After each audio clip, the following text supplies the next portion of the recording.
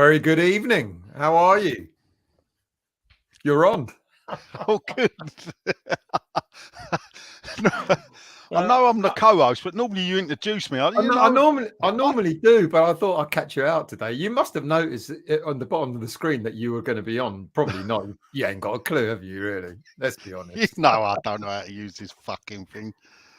Good evening, everyone. I hope you're all well. Thanks for joining us on the Friday late night. I just got to text a link to my mate. That's all. Just keep waffling. All right, I'll keep waffling. Actually, interestingly, normally we just have a talk about anything and everything. But I've got a few topics I want to discuss. I want to get something off my chest, and you may tell me I'm being a bit silly, but when we talk about it, I'm sure you'll get your honest opinion on it, and that's all about. Mr. Mark Noble's had a lot to say this week. He's spoken a bit about Declan. He's spoken about the academy as well, but he's also kind of like talked about West Ham in a way that like pissed me off a little bit, to be quite honest with you. But we're going to talk about that a bit later. We're going to look at the game against Chelsea as well. I mean, I know Chelsea have got a whole host of injuries. I hope they don't manage to put a team out for all I care. But we'll talk about who we think we're going to be lining up tomorrow against them. And then the academy, they won again tonight. And guess who scored again tonight? Wouldn't be Mubama. It's Mubama. We beat Fulham 1-0 tonight. Look at his record. All right, I know everyone's going to say it's not proper football because it's under 21s and under 18s. He's played for the under 18s and under 21s throughout the season. 23 appearances, 15 goals. This man's a goal machine. But we're going to get onto the academy a bit later on. How are you anyway? How's your week been? Long one, working hard as per usual. Bit of this, bit of that. Find a bit of time for other things.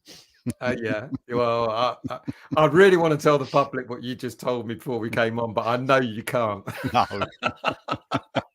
But all will be revealed in good time. Yeah. All will be revealed in good time. Let's see who's in the chat. Good evening, James. How are you, mate? Good evening, Foxes.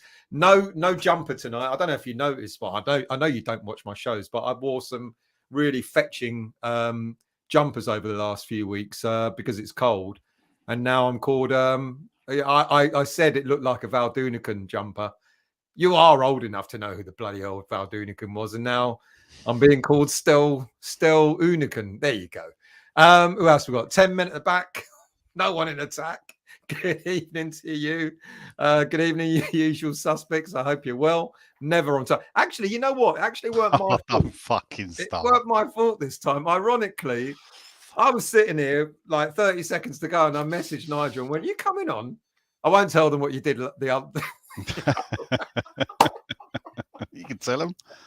But anyway, good evening, Mr. Tiley. I hope you're well. Let's talk about Man City. What's your views on Man City? Why don't we start on that? I wasn't going to talk about it, but might as well.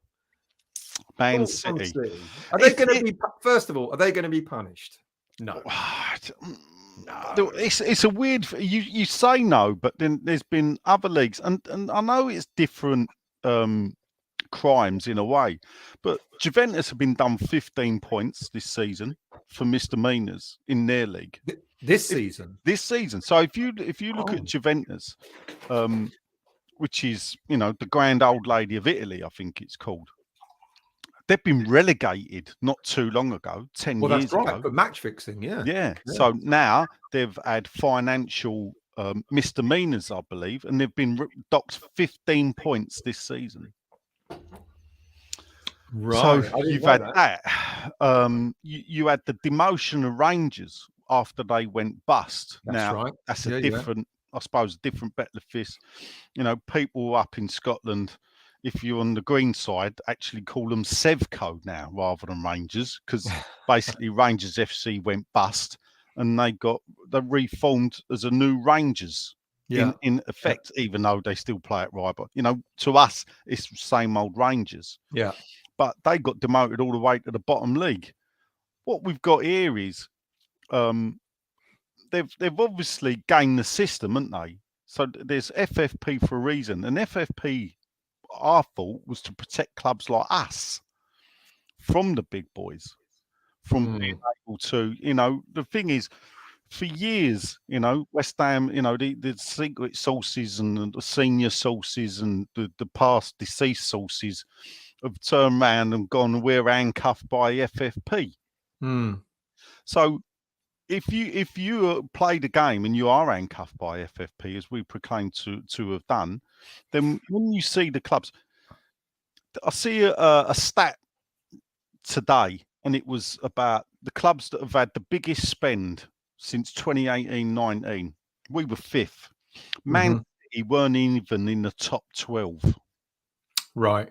What they did, but what they've done is they did all their crimes back in 2009-10 when they got bought. This is how far back it's going.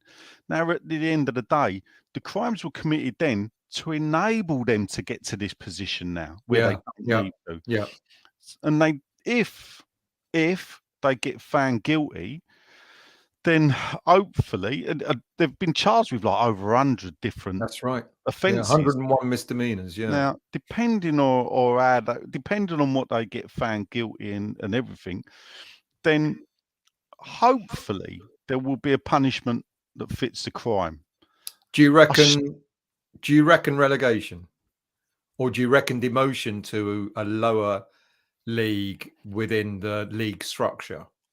Well, it's a tough one, and I'll tell you what, it's tough for West Ham, which I can't really go into as such.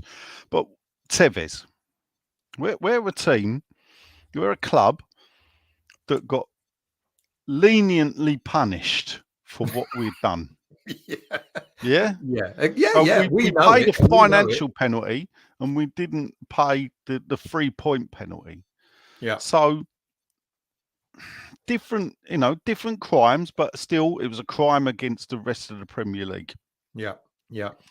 Now, also sometimes I don't know. I do wonder: are the big club, Man City, didn't want to be part of the Super League, but they only joined because they felt if they weren't, it would be a big bit of a problem for them. They're not in the American cabal, as I like to call it. So therefore, they're a bit of an outsider, and they were one of the only big clubs to sort of welcome independent regulation that's on the cards and coming soon. So it's possible that some of the other senior clubs could look for the punishment, like points.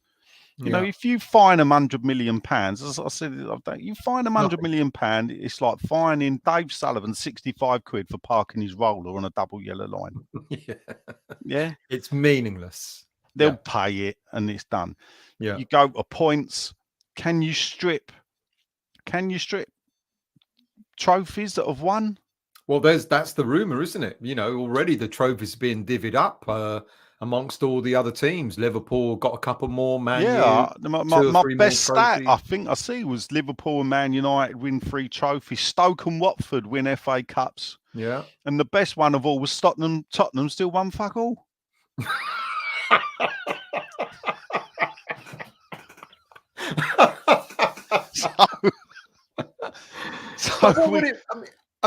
What would it mean? Because people have asked, and I didn't know the answer when I did the Monday show.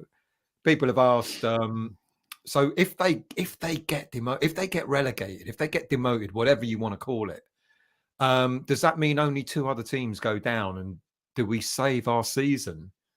I mean, is that possible? Or because the Premier League will say that will be one of the teams out of the Premier League, along with 2 clubs at the bottom. And look, the funny thing about it is, it's one club, one vote. And at the end of the day, when you've got your vote, are you going to sit there and think what's right for football, or are you going to sit there and think what's right for your club? Now, here's a funny thing. At the moment, I think there's 8 clubs separated by 8 points at the bottom of the table. So there's 8 clubs there, probably in a relegation battle. Yeah. How do you think those 8 clubs are going to be voting? So there's 8. They're all going to want them to go. Yeah. Man United, Liverpool, Liverpool. It's quite possible then, isn't it? Yeah. It's quite possible. The only people really you could think might think twice is the clubs that will think twice are there, but for the devil go I. And we all know who that is because we're playing them tomorrow. Yeah, oh fuck. I mean, they'll be up next, wouldn't they, for scrutinising? They've got Well, to be. there's some great things I heard today. One was that apparently the owner, when he bought the club, went, "Don't worry, we'll pay for it out of Champions League money. We qualify for it every year." And then it had to be explained to him that, no, we don't qualify for it every year. Whether that's true or not, I don't know. But apparently, they're looking at claiming a special status that because their assets were frozen and that they couldn't sell tickets, they couldn't open their club shop while they were sanctioned for Abramovich's links to Putin. That their business was basically stalled. They couldn't generate. They could only allow season ticket holders into the ground. It was minimal catering that was allowed. So basically, their finances were hamstrung by the sanctions. So and what actually, are they calling for then by that? what they're saying is we should be a special case. We should be allowed to spend this They're extra fucking money. special cases, all right, but not in that fucking sense. Look, Fuck me. 10 out of 10. Your song goes, I better not sing that song. Yeah, 10 out of 10 for trying. If that is what they're going to try and present to the FA or the Premier League, don't you find all this? Don't you find all this really? In the week that the European Super League is rearing its ugly head yet again. Don't you find it all a little bit too much? The clubs like us and other clubs around must be looking at this lot, going, when will there ever be a level playing field? Because they generate more money than other clubs in the Premier League. They think they can fucking well get away with anything they want to do. And if Man City do get away with it, and then if Chelsea get exonerated, because of their claim of, having their business stalled, other clubs will look at this and go, well, what's the point? Part of me sometimes says, and I know it'll have a big impact financially, but part of me says, let them go and have their Super League, let them go and do it, because the Premier League to me will end up being a more level playing field. It'll probably become more exciting. There'll be clubs a lot more level in terms of their income, finances, etc., etc. Part of me says let them go and do it, because that's where it's all heading to, isn't it? How do you create a level playing field, though?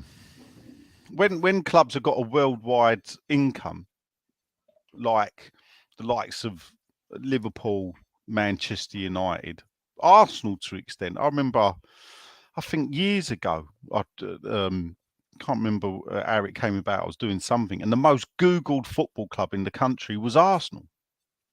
In the world, like the most Googled English football club. Was that Man when United someone was looking for what's the shittiest club in the Premier League? I don't know. Look, I don't know what the question was, but that was the answer. Yeah. So it just goes to show you that, like, how those. I mean, you just got to look at Arsenal fan TV. I know a lot of it is, but where they get million views. They do. They do.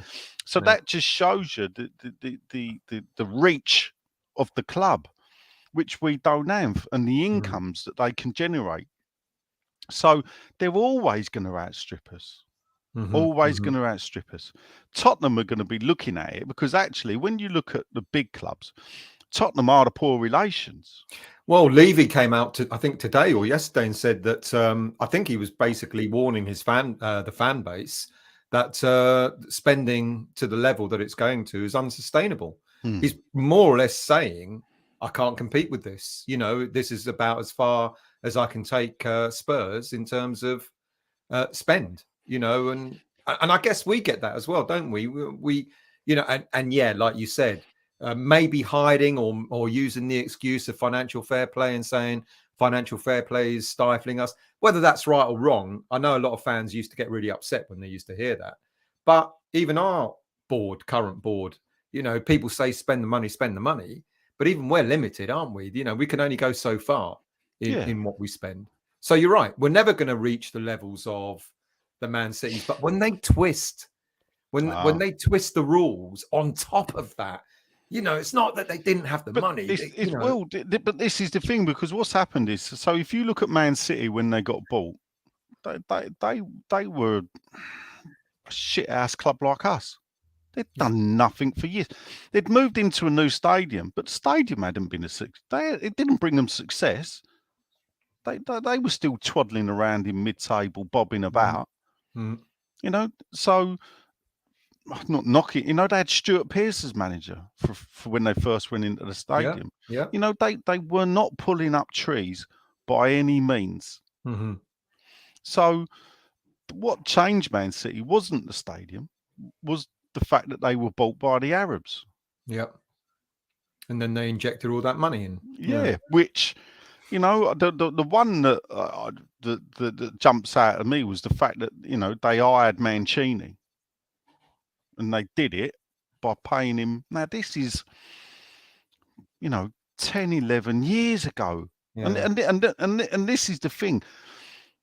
Why does it come out now though? Well, why has it taken so long? Exactly. Yeah. Yeah. Is it because the government's about to bring out a white paper that they want to introduce an independent regulator, and the FA or the Premier League actually want to show that they are capable of managing their own backyard? Yeah. You know? Well, it's a little bit too little too late, because something like this coming out, you know, when if the Premier League even had a sniff of it before, they should have done something about it way back then.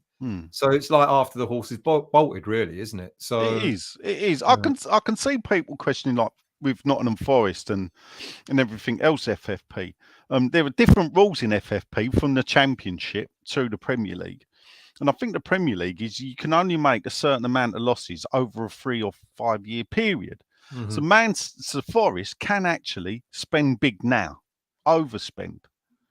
And if they stay in the Premier League, it can then be offset against future Premier Leagues. But what they can't do is they can't do the same year on year on year on. So he can do it this year, next year, be different. If you look at Aston Villa, when they came up, £120 million spend, never got repeated, because financial fair play and probably their own finances, though, deemed that they couldn't do it. Some people have been caught out by doing that. Fulham last time they came up, £120 million spend, straight back down. Yeah. So some of the clubs, if you go back to QPR, when Fernandes bought QPR, he broke FFP rules in the Championship, but he got QPR promoted. But what happened is they got him when they got relegated. So it is a strange FFP. I don't think I really want to understand it, to be fair, because you'd have to read the rule book, you know, inside and out. So I've got a grasp of it, but it's all about, you're allowed so much losses over a certain period of time, which I think is about 3 or 5 years. So that's why clubs like West Ham cannot go out and spend 150, 180 million year on year, because we don't generate the income. So if we don't generate the income, but this is what comes back to the Man City thing. Outcome for Man City, I think if they're found guilty in over 50% of the charges, then nothing short of relegation, and we know it's a stitch up. Yeah, it's got to. It can't be anything else. If you look at, like you've already mentioned, you look at other clubs around, you know, in other leagues like Rangers, you've mentioned, Juventus, we've talked about, etc. I think there have been others around Europe. You know, they have been. Their punishment has been to drop out of the league. Yeah. So, and I think Juventus, when they were done for match fixing, did they not drop down to like the 4th tier of? No, I think they got put down one division. Was it anyone? Are you sure? I think it was one. Yeah, I don't think they went. Rangers dropped down to 4. No, Rangers went down into Division 2, so they had to get through Division 2, Division 1, and then I think they spent a couple in the Championship. So Hammer 89's asking. This is the thing I actually don't know. Well, at least he's asked something decent for a change than the normal shitty fucking spouts. But there's one that I will answer. So no, what it means is 2 go down, 3 come up, and 3 come up. Yeah. Well, it's going to be interesting to see what happens, without a doubt. Well, we went off piece there. We weren't going to talk about that, but all good. Let's see who else is in the chat. Steve, were you on the Paul? Yes, I was on the Paul Ross Talk Sport show last night. If the anyone last result. It was a lot. Well, it was a last resort because I had Sean message me going, "Do you want to be on the radio?" And I went, "Sure, why not?" I've already asked Nigel, he ain't replied. I've already asked him, he ain't replied. So I thought of you. I thought, cheers, mate. And then I find out I didn't know that Paul Ross was on between 1 o'clock and 5 o'clock in the morning. Well, at 11:30 at night, the interview. I had an interview with him on 11:30. So I've actually recorded it. So I'll find a way of putting it up. But yeah, I was. Moyes, good evening to you. Stella has a soft spot for the Moyes. Nothing wrong with that. Well, we're going to talk about it. Well, okay. Well, that leads good segue into. Let's get it over and done with. Let's get it out of the way, shall we? Dear, dear. Has the tide turned? Where you know where I've been. What tide you talking about? Well, this is the tide that everyone thinks is is going to relegate us. And I mean, where I've stood. I've tried to be as level-headed as I possibly can, but I've been called all sorts of things. Oh, mate, listen. What the funny thing is, I can read the comments, and the people who dish out the shit and whatever, they can say what they like. They obviously don't listen to the podcast, which is okay. I'm not bothered. Yeah, but if they'd listen to the podcast, they would hear me saying things that actually don't fit the narrative they're trying to push here. So they're obviously listening to the wrong people.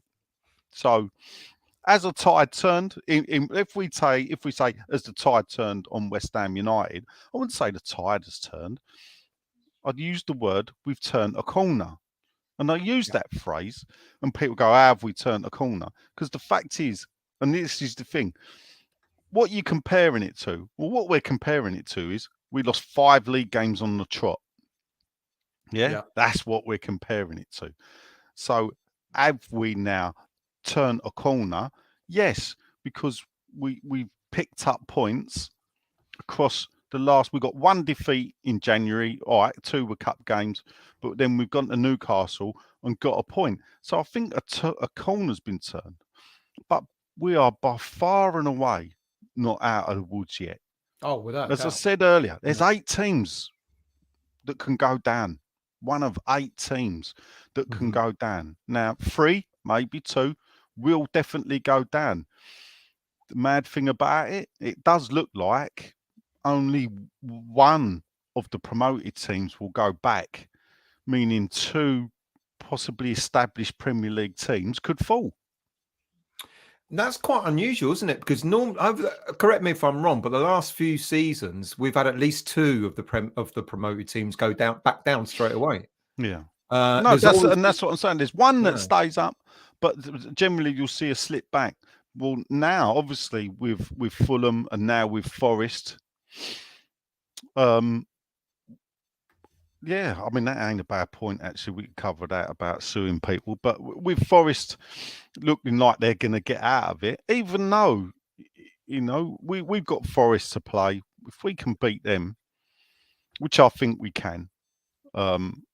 Tomorrow, I think we can. I can think we can win tomorrow, though it could be a point. Would you see a point as a bad result? Because I went up to Newcastle last weekend, and it was a great. What it's like, away fans.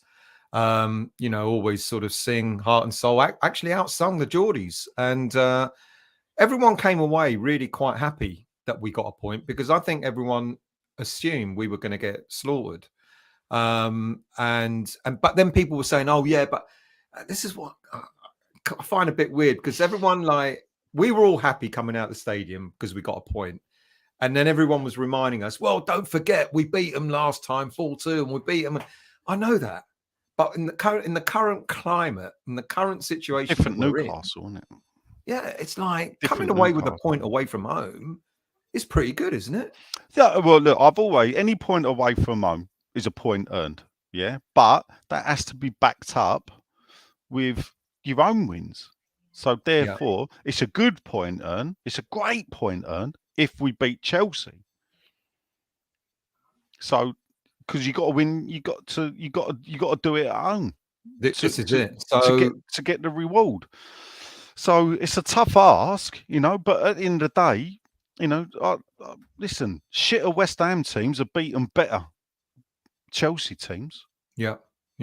So, and I know they're talking about they've got quite a lot of players out tomorrow, and eight players, but then they've gone and spent. What did they spend in that window? 300 million or something ridiculous. Yeah. So they're not short of fucking players, are they? Really? They're gonna. Well, apparently there's 8 players that they can't even register. Oh, really? I didn't know that. Have they got the same syndrome as Newcastle? Because Nottingham Forest have got 36 players in their first team squad, but you can only register 25 of them. Well, you can only register 25. Remember, academy players of a certain age or whatever don't count.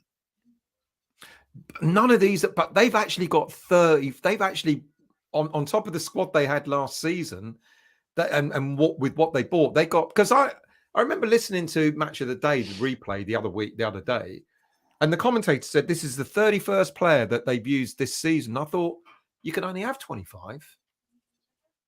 So no, but no, and this is the thing. It's not 20. It's 25 minus your academy players. Right. So if you've got academy kids that have come through, and I don't actually think it has to be your academy. Yeah, I think if you look at the rules, I think you can get them from another English club academy. So Ashby, for example, could be considered an academy player at Newcastle. Well, we'd have to double check. I'm pretty sure there was an anomaly there that you could make a claim that because they'd come through or you'd signed them, like a certain age. I think it was under 21 or under 23. So those players don't count in your 25. So you can actually pack your squad, like Divan Mubama. He don't count. Yeah, and we know no, he's come on and played in the Premier League. Yeah, but my understanding, I could be wrong. I could be wrong on this, but my understanding is they've actually got 36 players who are not from the. But how many have we got? Actually, under 25 plus academy players. Yeah, so therefore, plus academy players. We could be approaching 28, 29. Yeah, with the academy players, absolutely. Yeah, and that's what Forest can only register 25 players at any one time because we re-registered after the transfer window, so maybe that's how they've done it. Yeah, maybe so that then okay. So you're calling it turning a corner. Others will say that's no different from the season's turned or whatever people want to call it. The tide turned, and this is the thing. The reason why I don't think a tide has turned because the football is still not fantastic. If you get me, the way we play, Moyes has sort of retreated. He's got this now. He wants to play five at the back. Yeah, but then that's going to be the rest of the season. But look, and this is the problem. There's another stat that came out that we're in the top 6 Premier League teams for conceding goals. We have, or for the lack of conceded goals. Yeah. So there's 14 teams that have conceded more goals than us. And 4 of those teams above us are in the top 4. Yeah. So the problem's not been at the back; it's been going forward. Well, if you're playing 5 at the back, so say you're playing Oggy, Agurd, and Zuma, let's say, if he's fit, and then you're playing Johnson or Kufau on the right, Emerson or Creswell on the left, Declan Rice and Souček in the middle. It's hard to argue with those that go 7 defenders because Rice is a defensive midfielder. Souček is a defensive-minded. These defensive-minded midfielders, and then 5 at the back. I said it the other day on the podcast. When we played under Harry with 5 at the back, the wing-backs at times was Trevor Sinclair and Stan Lazaridis on the left. They were attackers. Or wingers that defended. Wingers. Yeah. So therefore, it was more attacking. And this is the thing. So we got a problem up front, and his answer is to play one striker and two wide. Now, if you look at the way some of the more progressive teams are playing, the likes of Brentford, you can see it with Fulham as well in their recent games with Arsenal, Newcastle as well. When they get forward, they'll have 3 on 4 in the box. Yeah. If we're coming down our right with Bowen, so Bowen's got the ball, he'll have Antonio in the middle and Ben Rama hanging on the left side. Well, that's no good to us. Yeah. But the problem they got is behind them is Rice and Souček, whose natural game is more sitting. But what we've done, what I noticed in the Everton game, and maybe we got away with it in that one. Yeah, you're absolutely right. Benrahma and Bowen were quite wide, but when we were on the attack, you could see one of those two getting a lot closer to, and Antonio and Bowen were switching at times. So, but I get your point. I mean, Mandy's got an interesting question. 5 at the back can make you vulnerable in midfield. Because you've just talked about us being vulnerable up front because when we don't have enough attackers. Didn't happen against Newcastle, but can we lose control in the same system against Chelsea? Would Chelsea overrun us in midfield by us having 5 at the back and being vulnerable in the middle? Well, the theory behind it is no, they wouldn't. Or what they would do is they would have a lot of the ball in front of us, but the idea is they wouldn't penetrate it. I mean, at the end of the day, 5 at the back, it's sold as 3 at the back, though, isn't it? So a lot of them say it was. I mean, under Harry, we played a 3-5-2. So Harry had 2 strikers. Yeah, he had 3 central defenders, and then he played. He had Lomas was a sitting defender. As I said, you had Sinclair up front, Di Canio. The forward-thinking players were far superior to what we had. But he done. Moyes is playing like I don't know. You would say then a 3-4-3. That's how it's been lined up. It's been lined up as a 3-4-3.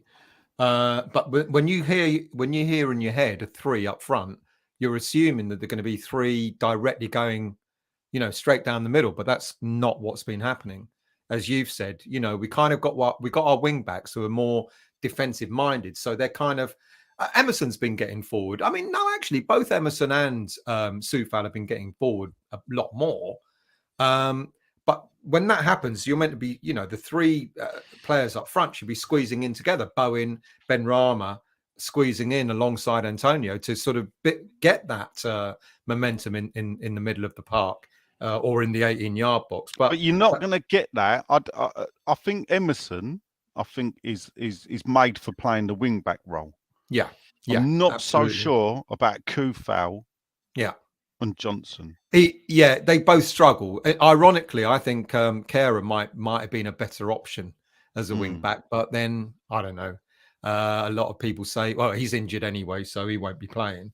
But we clearly need. Well, he's running out of central defenders to play 3 at the back. Well, you are. Is Creswell now going to come in and play the left sided of the 3? Will he go to the one thing that annoys me realistically is I think it was last season away at Liverpool or it might have been this season away. Actually, I think it was this season away at Liverpool. For the last 20 minutes, he went 4-4-2. Yeah. And we were knocking on that door. They beat us 1-0, and we were knocking on that door for that equaliser. We finished really strongly playing a 4-4-2. And I get it. It's an old. People say, "Oh, it's old-fashioned." Believe it or not, they used to play this way years ago, and then when 4-4-2 came about, this was called old-fashioned. Interestingly, the reason why I don't think we'll play a 4 at the back anymore is because we know that Creswell, especially after the Brentford game, it will be woefully exposed. And now I think that the team. But if Creswell had Emerson in front of him, say you had a 4, Creswell You He could did have a that with 4. Masuaku last season, That's what I'm didn't he? saying. You could have Did that with Creswell Masuaku last left season. back. Then your back two is going to be Ogbonna and the Gerd. And then you're going to have probably Kufal on the wide right. right.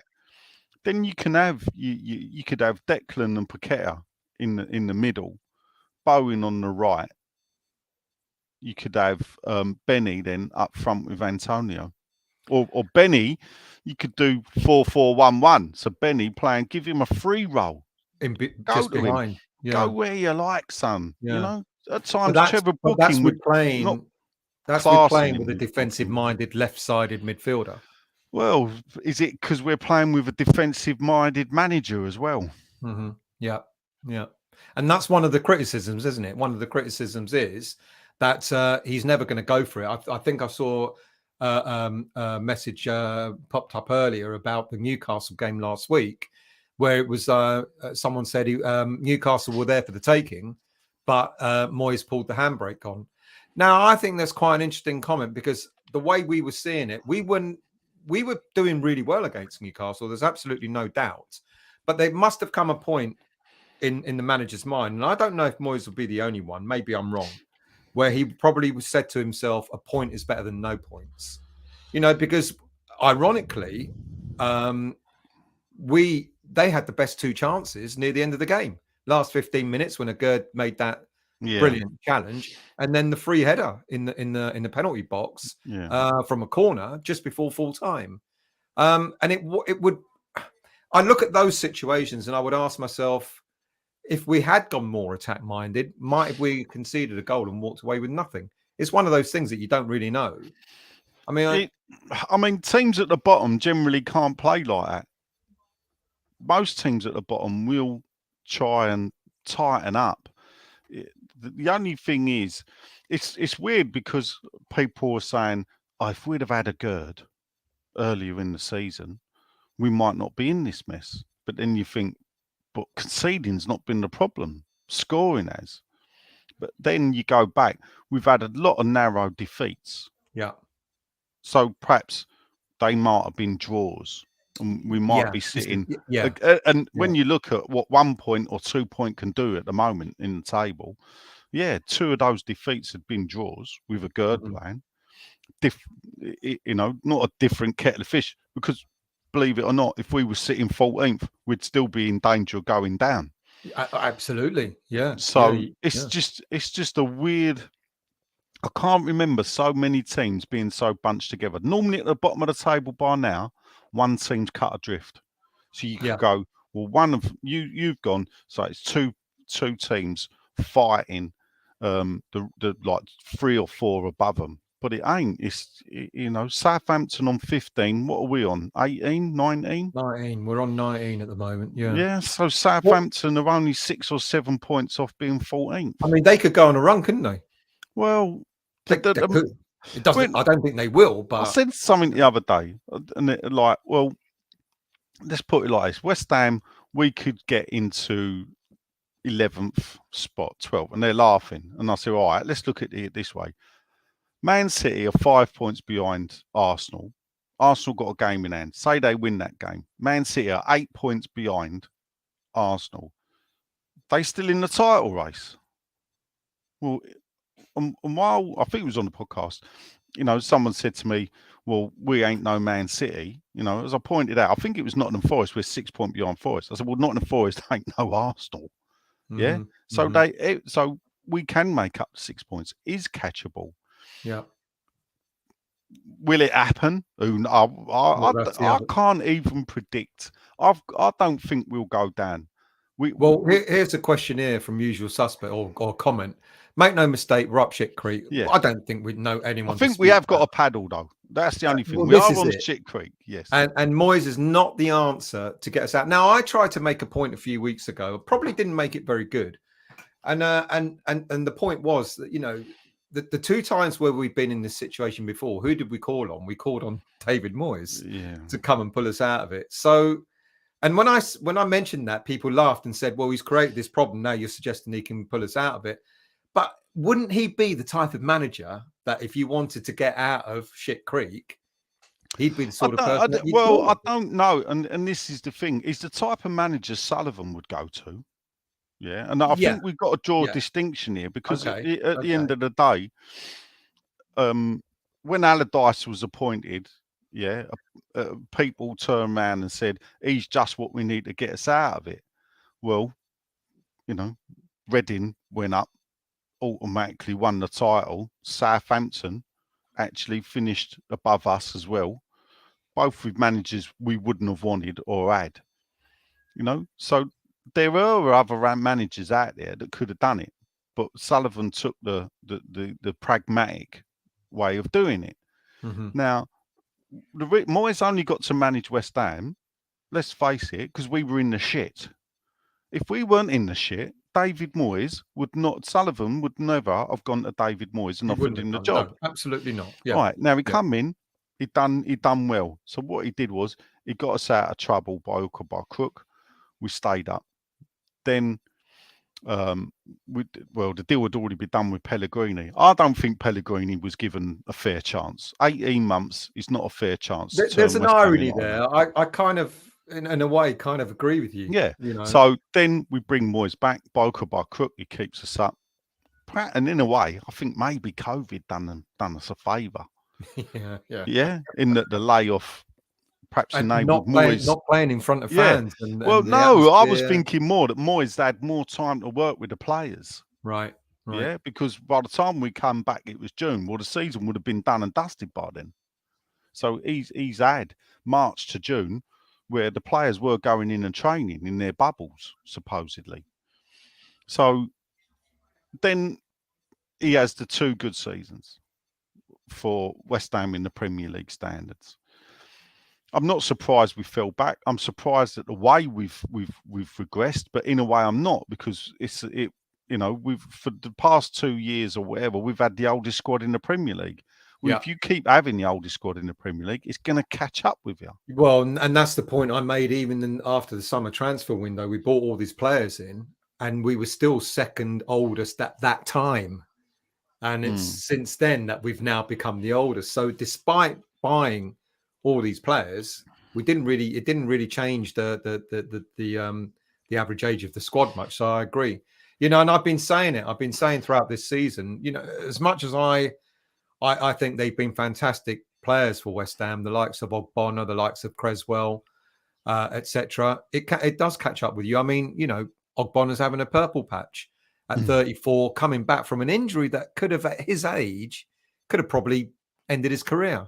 But he's come back and he's done superbly. He's stepped in and he's been fantastic. But we know it's highly unlikely he's going to see out the whole season playing at the level that he's playing at. Yeah. There's a quick question. We just go off track for a moment from 10 men. Why in Germany, it's a question for you. Why in Germany Cup are the Bundesliga clubs drawn as away teams? Maybe explain when you have a quiet moment. Well, I'll answer the second bit first, Okay. because I wouldn't be able to answer it if I had a quiet moment, because I'd be asleep. So to answer your question, I think it's all to do with a seeding procedure that they have in the DFB Cup, that the lesser teams get given the home draw. Okay. Well, there you are. There's your answer, 10 men, we think. So let's go back. Moyes, where do you... I'm with you. I don't think we're going to get relegated, to be quite honest with you. I don't think it's going to be pleasant. And I think what he's done to compensate for the team, it's evident. I think one thing I was really surprised at in the January window is that he didn't go out and get himself a left back, even on loan, because I think he knows Creswell's finished. He was a liability for that goal, that second goal against Brentford. I mean, the way the player just ran past him as if he weren't even there. It's evident to me that we're not... Emerson is, as you rightly pointed out, Emerson's not a left back, but he's a good left wing back. No, so we don't actually have... I'll tell you what we do miss, though, when we don't have Creswell, is Creswell's probably the best crosser of the ball. Yeah, from a wide position. Yeah. He is. You know, it is. And so I can understand why he tries to accommodate him.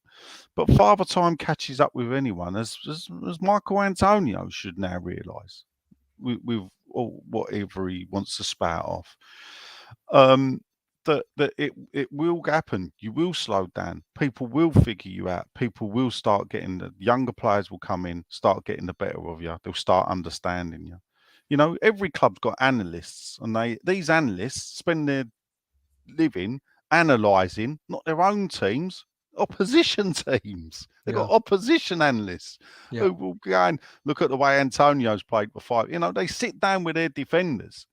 Yeah, and go, right, look at him, look what he's doing. This is what football's. It ain't now turn up the training room, training ground 3 times a week, train for an hour and a half, go down the pub, have a drink, and then no drink on a Friday night, and then go and play at 3 o'clock. It ain't that. You know, while I pine for those days are gone.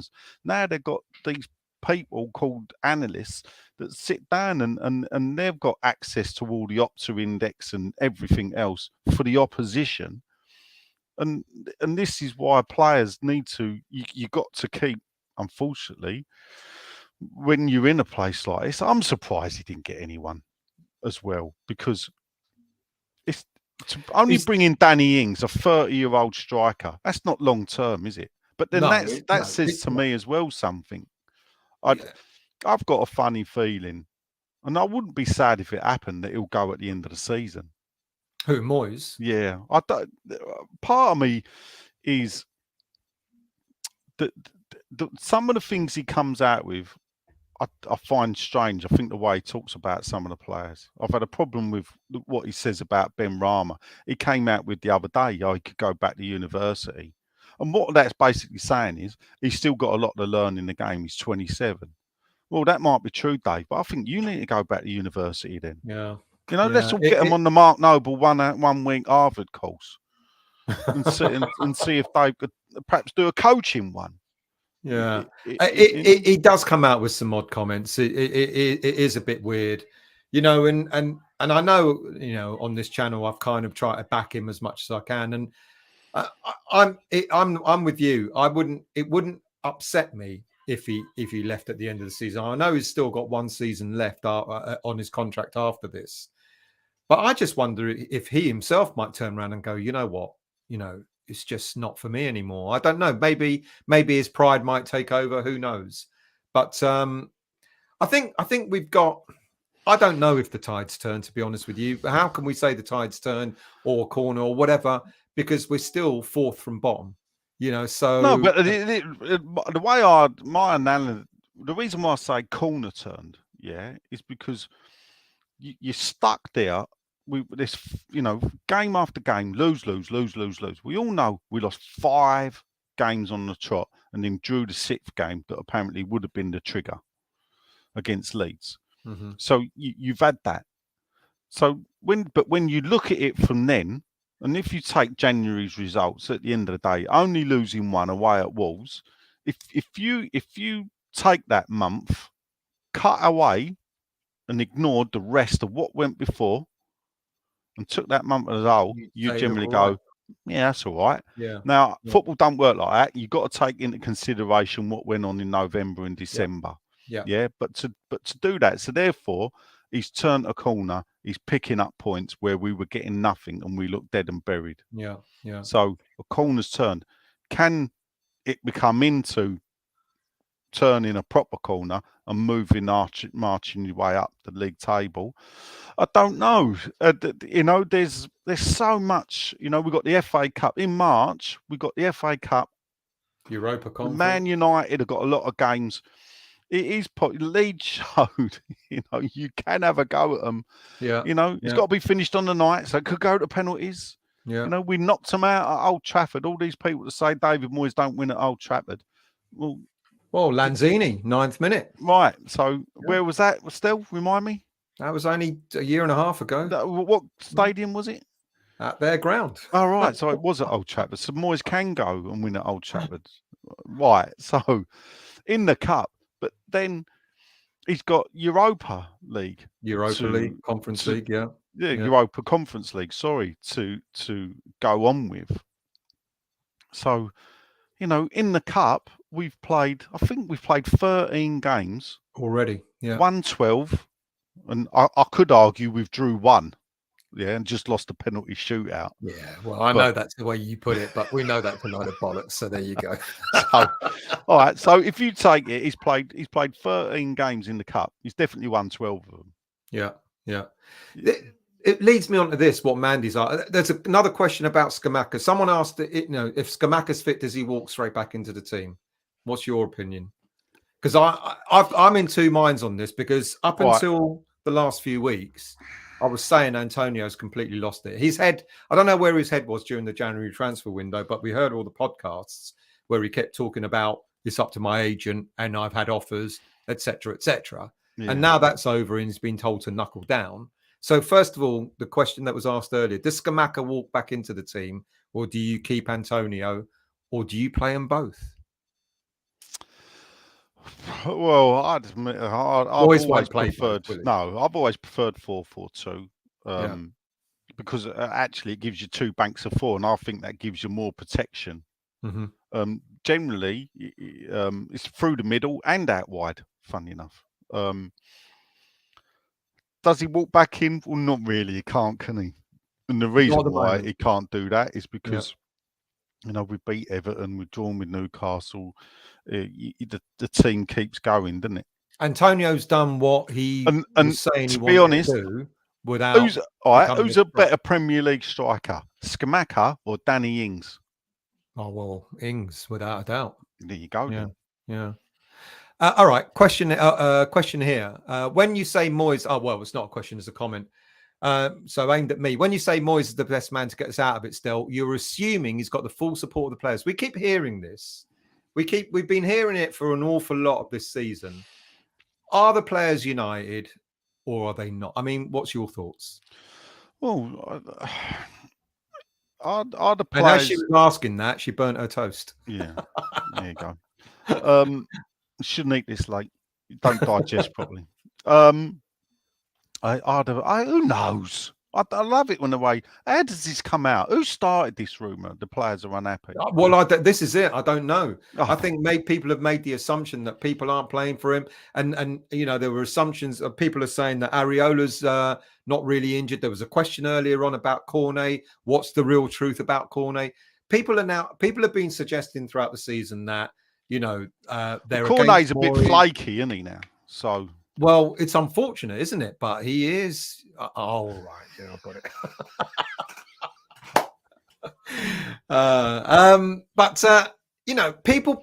Players pretending to be injured because they're unhappy.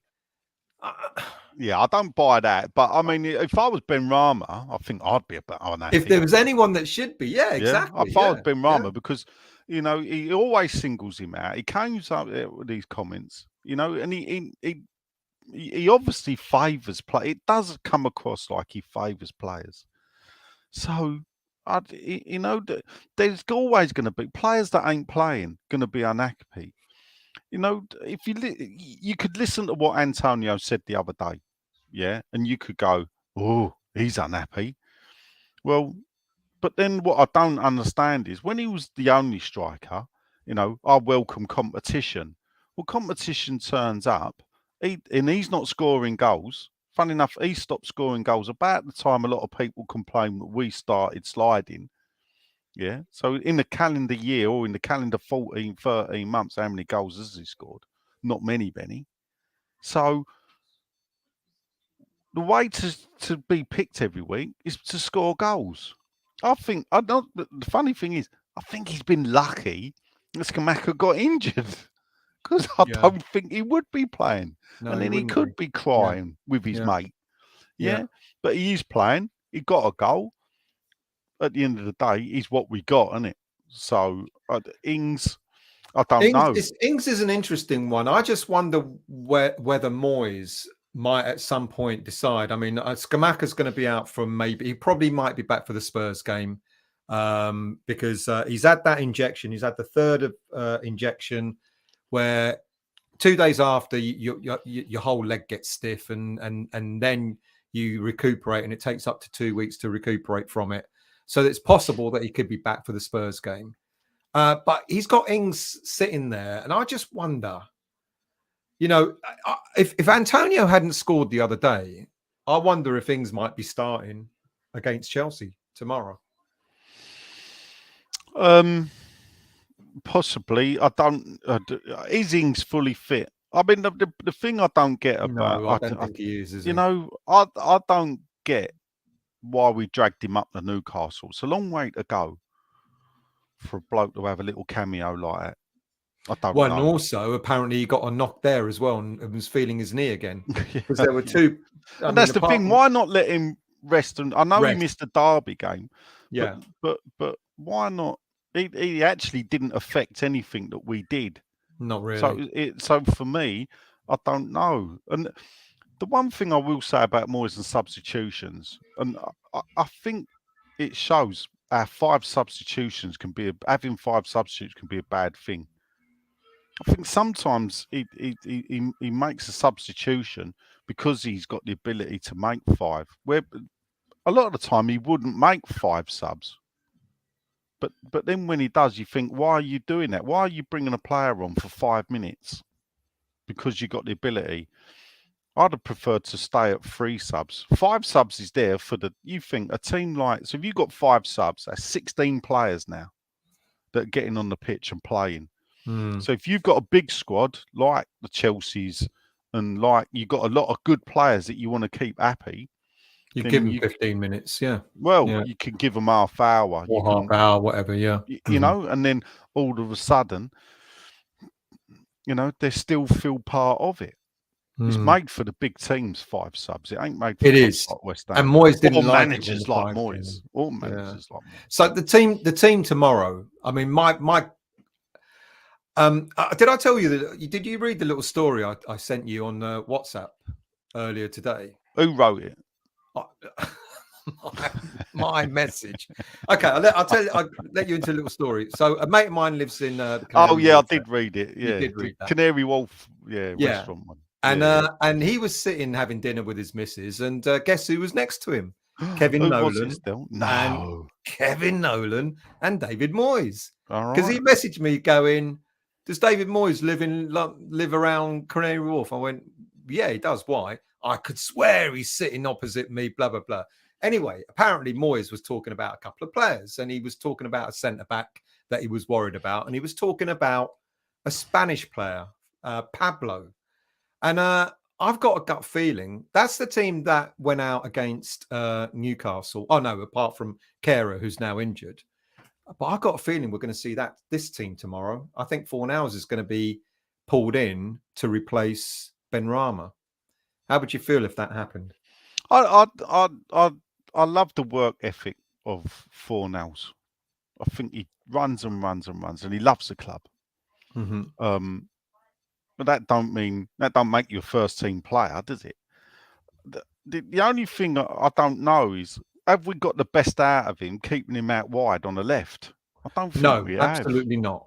No. And I think this is the problem. He has got a good shot on him, and he used to pop up with goals quite frequently, but that sort of stopped in a way.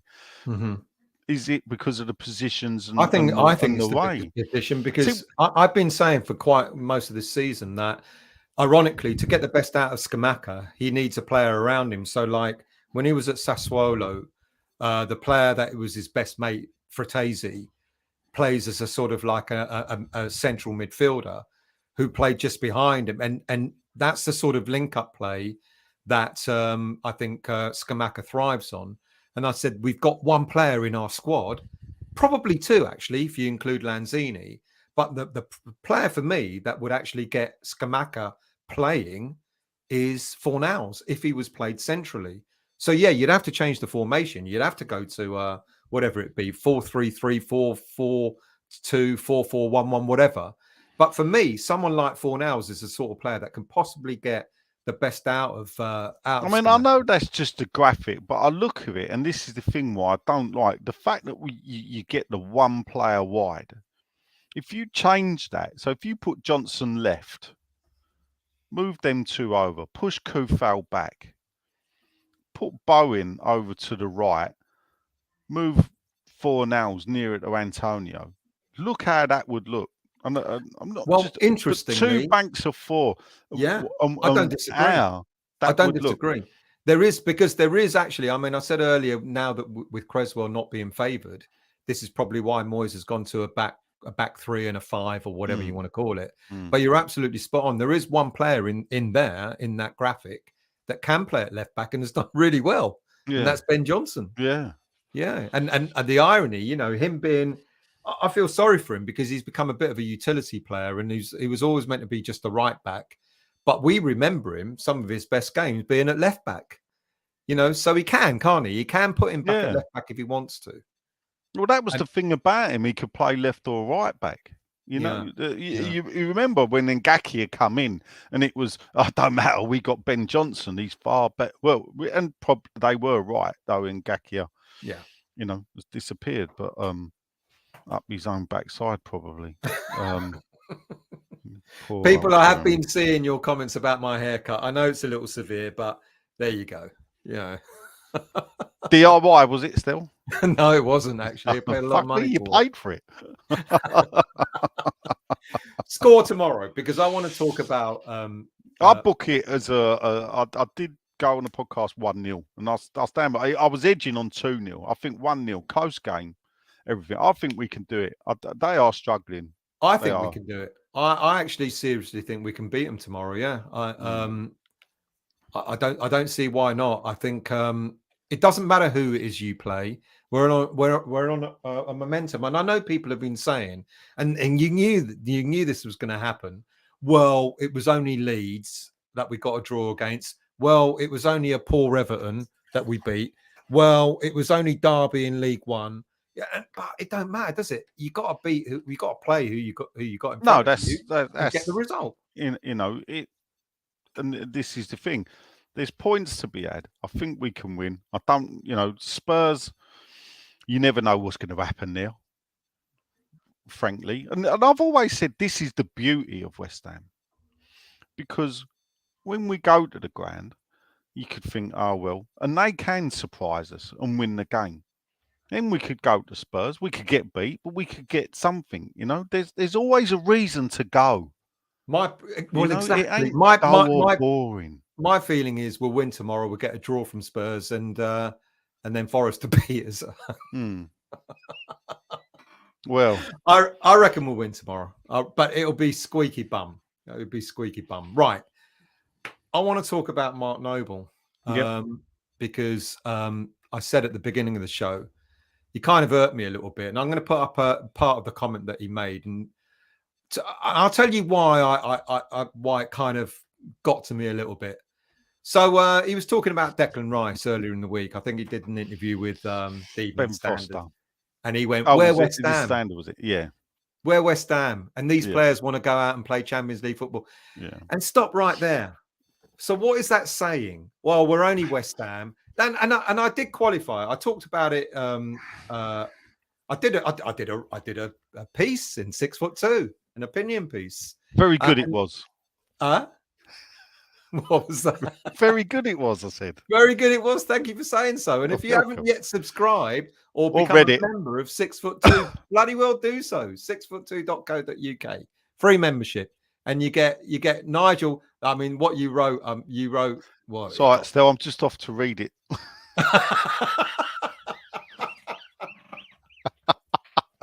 Well, I'll tell you what I said, shall I? You can't tell me what you said because I didn't read it. I qualified it by saying that I know we know our place in the footballing world. We know we're not a Champions League football team, and I know we came close twice in the last 2 seasons, where only a couple of points off in the 2021 season.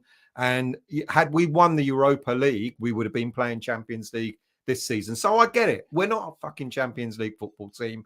And we know that we can't give Declan that. And no one begrudges Declan Rice, if he does go at the end of this season.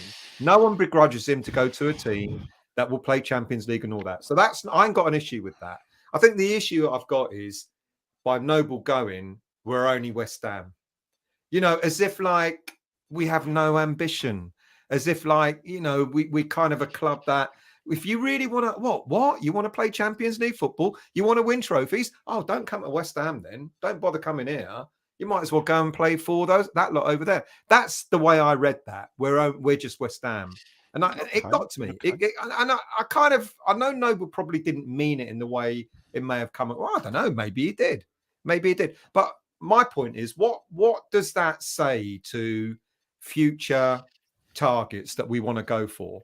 And look at what Moyes said this time last year. I want to go for the players that are going to improve us. And there were bids for Darwin Núñez and bids for Luis Diaz. What do we think of those comments of Moyes first? Of Moyes? Well, I at the time, I think it was a surprise from all of us. Yeah.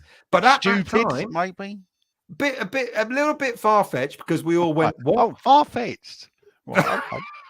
no, that's. But at the time, we were sitting fourth in the league, so maybe he got carried away as well. But then there's a discord, isn't there, between what Mark Noble sees West Ham to be and what Moyes thinks we should be or should have been, and I know we're a million miles away from that at the moment, but they're going that way, aren't they? And we heard a couple of weeks ago, whether it's true or not, I don't know, that Mark Noble. What do you think then? All right, so what do you think West Ham should be? What is it about that comment that really sets people off that I don't get? For me, I know we are only West Ham. Right. I know we are. So he's not wrong there. He's not wrong there, but are we not ambitious in any way? And my point, the point I was going to make is the future targets that we might be going for. Yeah. What are we going to ask them to come to? Come and make us that team. We're not that team. This is what he's saying. Still, we are not that team. And I know that. Do you not think a player, if you sit down and go to a player and say, come play for West Ham, son, in a couple of years you're going to be playing Champions League football. Do you not think that player or the player's agent will be looking at that and going, well, what stopped you in the past 25, 30 years? Yeah? Because as far as I can tell, you've been nowhere near it. Yeah? We've had a few close shaves, but we've been nowhere near it. So let's be realistic, yeah? But is it going to attract those players to tell them, with Mark Noble making that sort of comment, we're only West Ham, will it attract those players that can make us that team? Or will they go, well, no, thanks? There's been a lot of talk in the summer about the players that we've signed weren't necessarily the players that Moyes wanted. Philip Kostic, for example, he kept chasing Onana. Well, he ain't done anything at Everton, but Philip Kostic went to Juventus. We wanted Darwin Núñez, who went to Liverpool. Juventus, remind me, before the points deduction, Juventus play Champions League football? Well, yeah. Well, they had been in the past, but I guess what I'm saying is won league titles, win cups in Italy. What I'm saying is they are a better proposition. They are, but yet, for someone like Noble to say we're only West Ham, it almost sounded to me like we're not really going to do anything. So I get what you're saying, telling players to come and make us that team. Yeah. But will they want to come to West Ham United? To make us that team? Well, players will come to West Ham United, right? So depending on the type of player in it. So the Scamacas of the world will come to West Ham United because, one, we're playing in the best league in Europe. Two, is probably the richest league in Europe. Three, we're in London club, nice place to live. Four, it's a gateway that if he does well, he knows he can join an even bigger team in the Premier League. Well, that's it, isn't it? Yeah. I'm sorry. Yeah. It's a gateway. Yeah. Me, I'm a great believer of knowing what we are. Yeah. We're a fucking shithouse club. We always have been. We always will be. People can throw at me. He's talking the club down again. He doesn't want to win things. And that's bollocks, because I do want to win things. I live and breathe hoping that we'll win a cup or something. But hoping it will win and go in there and supporting the club in the effort that they do to win it, and realising we ain't going to fucking win it in reality, because the reality is the cups are generally sewn up. Yeah. At the end of the day, Newcastle, as gatecrashed the big boys. Yeah. Let's look at the League Cup. It's the easiest Well, the Conference League was probably the easiest cup we were going to win. If you pick the 4 tournaments we were in, the Premier League out of our range, full stop. FA Cup, very difficult. Then you got the League Cup, probably a bit easier because of the way the teams treat it. But Man United are in the final against Newcastle. So that's 2 of the top 4 teams are in the League Cup final. So that's how difficult it is to win it.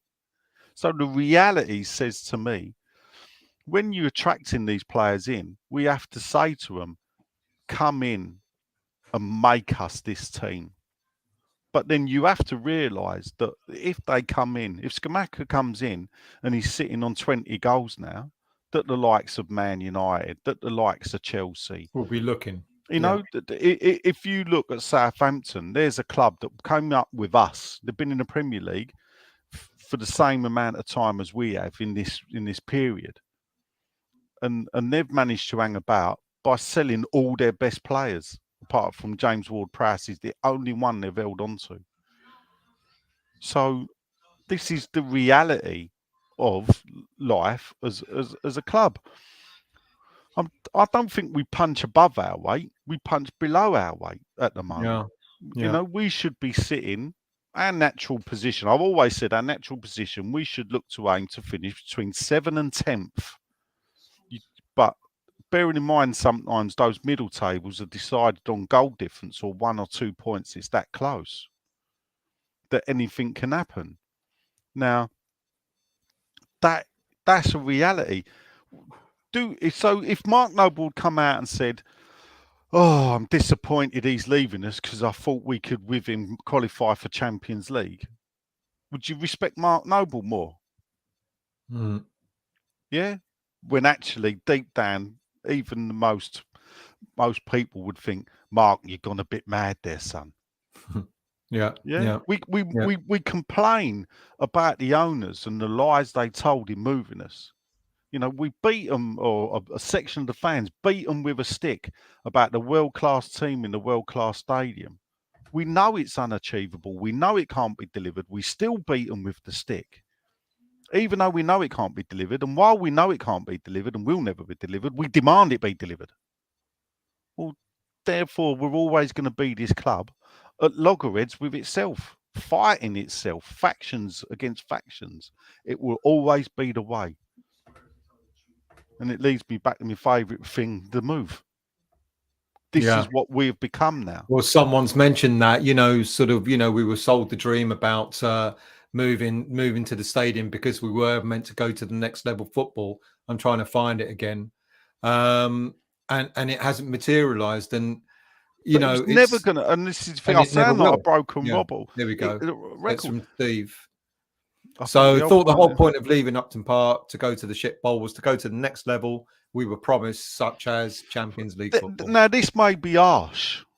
It probably will, yeah. If you believed it, I say fall on you, because the evidence that they used showed they couldn't deliver on that. So if you believe that going to the stadium was going to make you Champions League, I'm sorry, you've only got yourself to blame. And that is harsh from one fan to say that to another. And it's easy for me to say it because I didn't believe it and I was vocal about it. But that's a fact of life. And therefore, yeah, it's not good when people see someone like Mark Noble actually say the type of football club that West Ham are. But that's what we are. And the quicker fans, I think, can deal with that and accept it, the less of a tumble dryer of a football club we become. Okay, let's move on to another thing that Noble said, which was a little bit more positive, I guess. And he was trying to justify, no, I don't think he was trying to justify, but he was trying to explain why we got rid of quite a few academy players in this window. And he talked about, you know, needing a 5-year plan, seeing players coming through. We've got some real talent. And he was talking about the under-18s, who we know are absolutely storming it at the moment. And I know people are going to say yet again, well, it's only under-18s. You're not playing proper football in terms of, you know, competing with the professionals and all that sort of stuff. And I get all that. But Noble's talked about, how he wants to sort of, he sees it as his job to nurture and push through academy players and get more through, hopefully, into the first team. Or he even said, you develop an academy player who might be worth, might be the minute an English academy player breaks through, there's £30 million saved, rather than going out and buying one. What with the thing that people sort of blame Moyes on, and I know it ain't just a West Ham thing. You and I have discussed this quite a few times, but with the notion that Moyes won't play the youngsters, he won't play the youngsters, he won't give them a chance, etc. And then Mark Noble talking about wanting to push the young players through the system. Where do we see ourselves there? Because I think this is the right thing to do. It's not before time as well. And we've had successful players coming through the system. We've had some fantastic players who have come through the system, haven't all stayed at, well, none of them, apart from Noble, none of them stayed at West Ham, but they forged great careers in Premier League football. But also players who actually have been let go have forged decent careers, good earning careers in clubs in the Championship, League One, or whatever it may be. So how do you feel about, what Noble's saying about the need to sort of like really nurture the youngsters? We've basically opened the gap now, as far as he said. We've let Longelo go, we've let Ashby go. Well, Ashby is a different proposition. We let Alese go, etc., because he believes that we've got this great crop of youngsters that are going to push through. And we need them to be playing in the under-21s and then hopefully in the senior team. Do you think it's a reality? Do you think, and with Moyes being at the helm at the moment, is that going to be a block, or is this a reality that Noble's talking about? Well,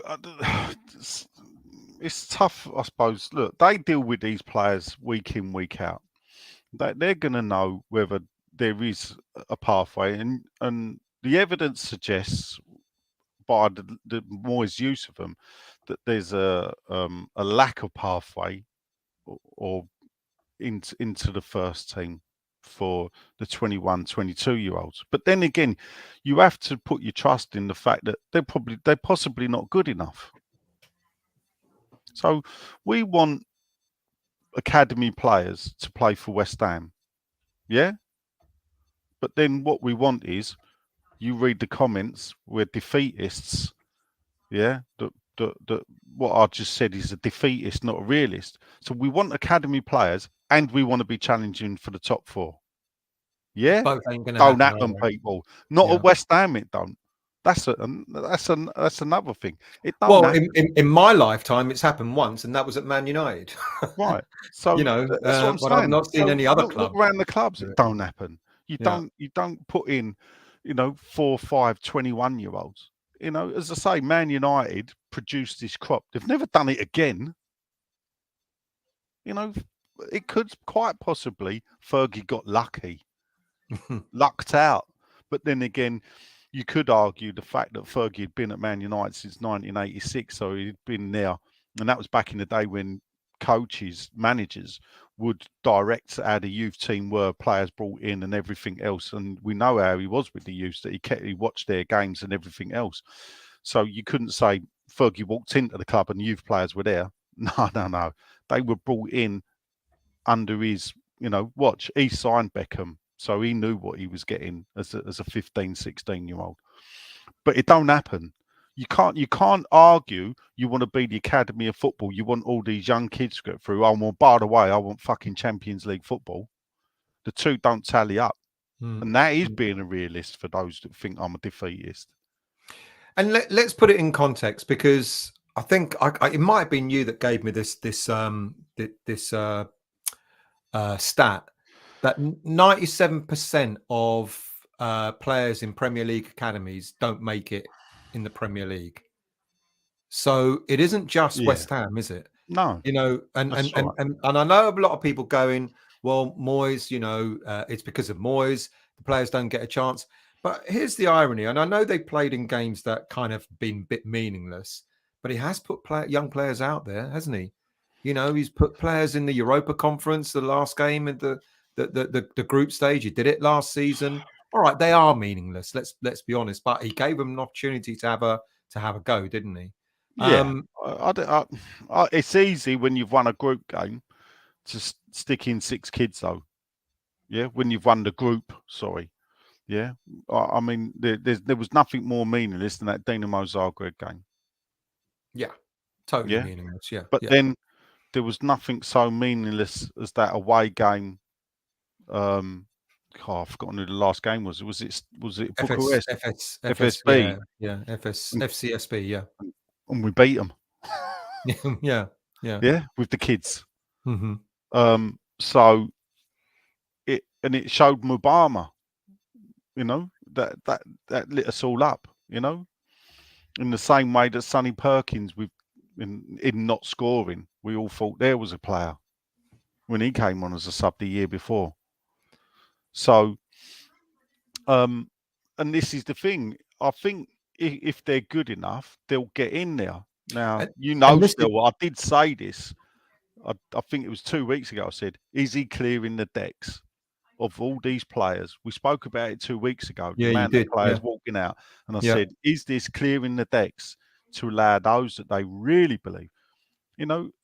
Because we've got a really. I mean, okay, I know they've not been tested absolutely, and I get that. So I'll put that out as a, before I say this, but there's a good crop of players. We bought in quite a number of players, into the under-18s, and we've nurtured others. And Barmer's been there since the age of something like 11 years old, etc. And there are players that they look exciting, they really do, and they're playing for the under-18s at the moment. And one or two of them, like Mbarma's only just turned 18. But he's playing regularly for the under-21s, and this is his stats for this season. 15 goals. Okay, it is only in the under-18s and the under-21s, but he's demonstrating that he's capable. So, how many players? When Noble says, "I want to get players through," etc. I mean, people are now going to start expecting there's going to be 4 or 5 players coming through the system? That ain't going to happen, is it? If the next one's Mbarma, and then the next one doesn't happen for another 2 or 3 years, are people going to turn around and keep saying, well, what's the point of the academy? But people are always going to do that. But then, and this is the thing, I don't know that people understand. With an academy, a club like West Ham, we're producing players. West Ham have done this constantly. I knew a player that played youth academy football early 90s. And before we broke into the first team, I remember him telling me he was told by the coaches, look, the one thing being at West Ham means you've got a better chance of having a career as a footballer than not being a footballer. And what they're saying is, you might not make it here, son, but we can make you a football player. Now, he went on and played for West Ham, played for another club. They got a bad injury.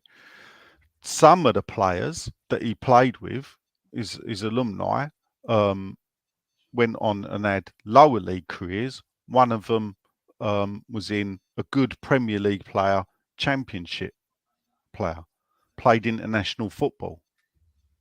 So he never made it at West Ham, but then he did have a fantastic career. And he was moved on for about 100 odd grand, I think. So, and this is the thing, how much does it cost to run a Premier League academy?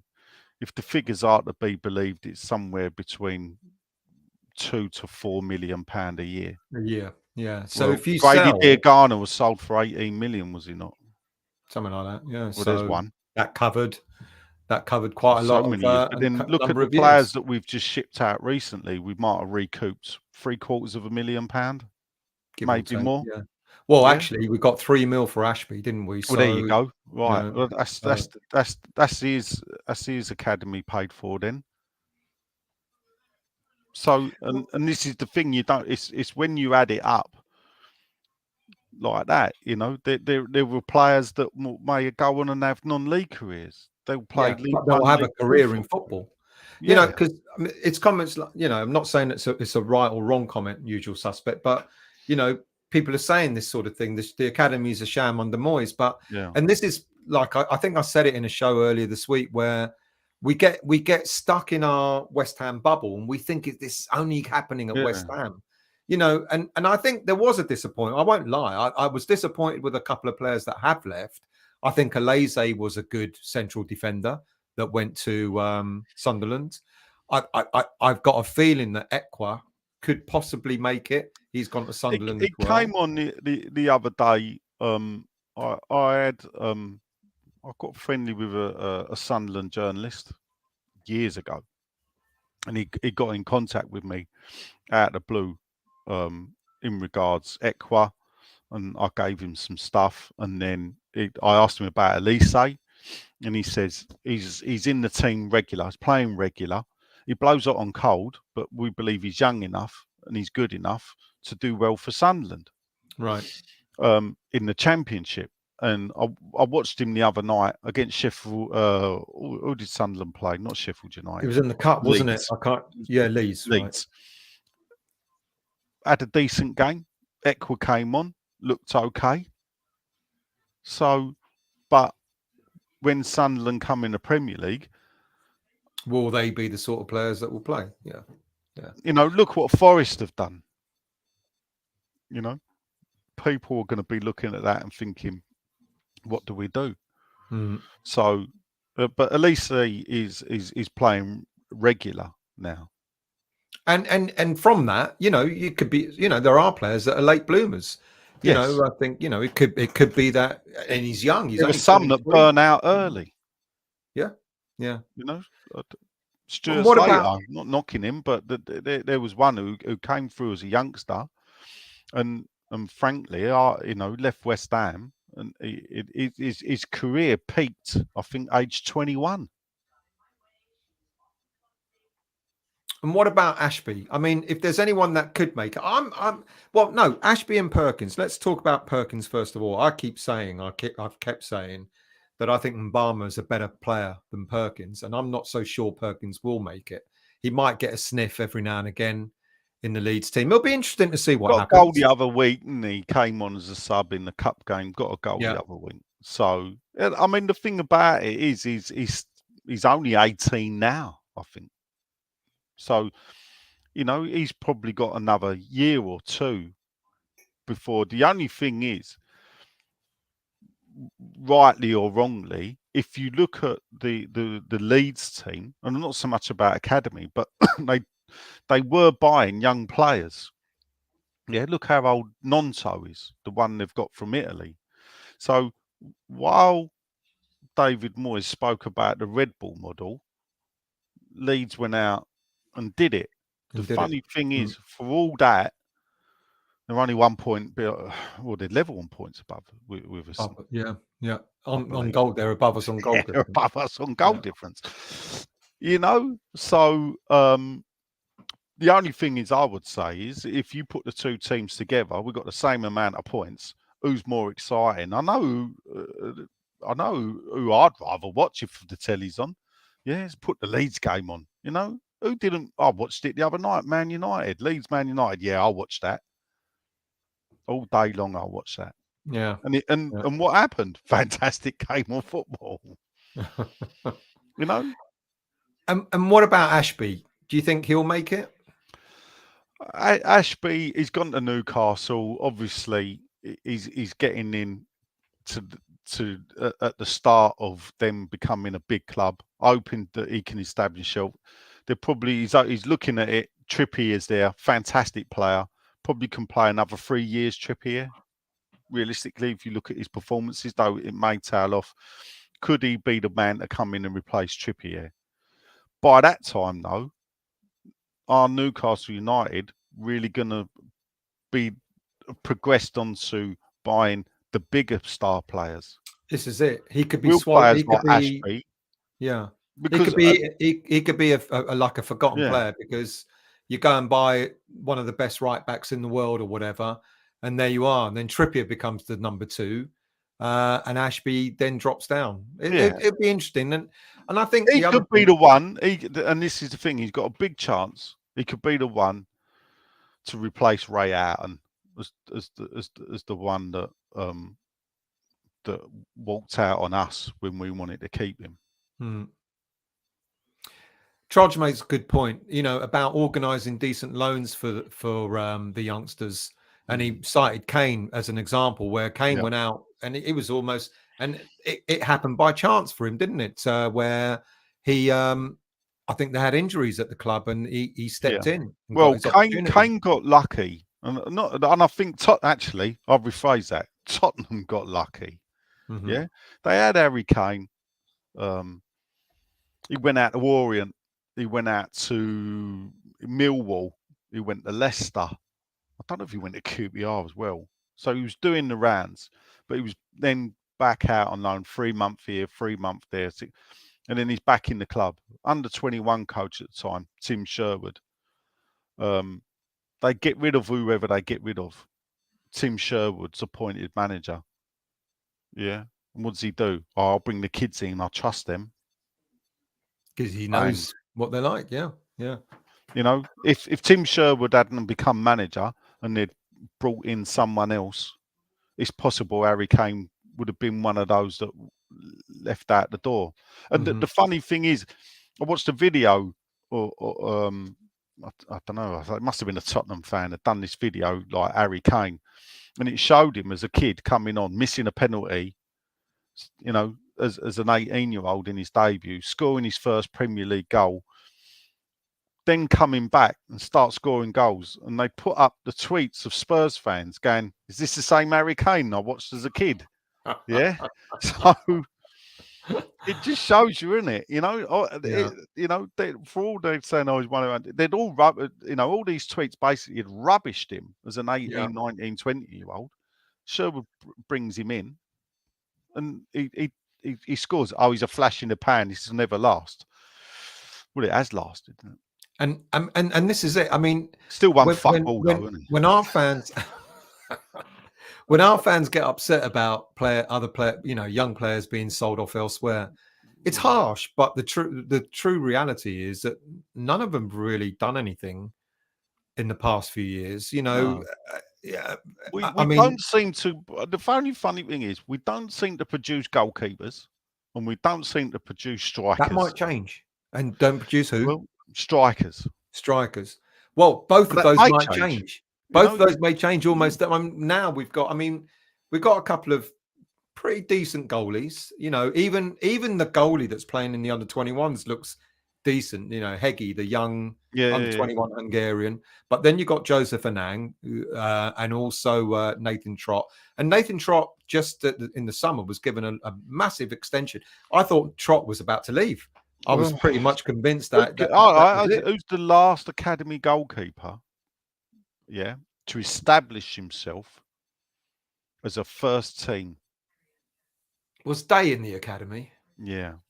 Was that it? Mervyn Day?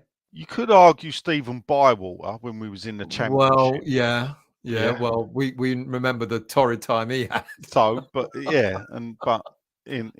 He came in because of injury, and there weren't really anyone else, to be fair.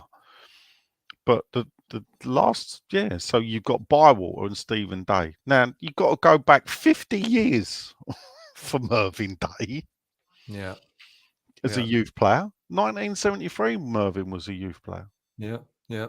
So, to produce two, and this is the thing, you're always buying in strikers. Who's the last striker I can remember to play for West Ham and score a lot of goals? Tony Cottee. Freddie Sears came in and got that one goal. We all thought, is this the next Tony Cottee?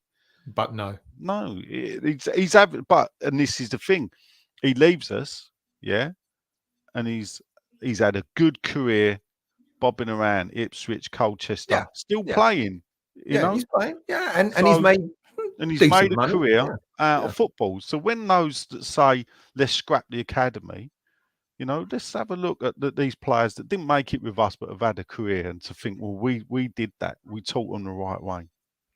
Mr. Gravitt's got a question. Do you think, though, a proper scouting network is key for signing players? Chelsea are producing players season in, season out, and selling them for tens of millions. But this is what Noble's talking about, isn't it?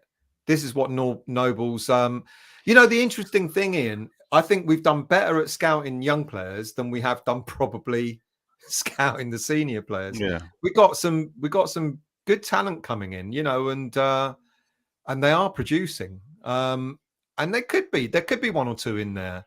But this is the thing I asked earlier on. What's our expectation?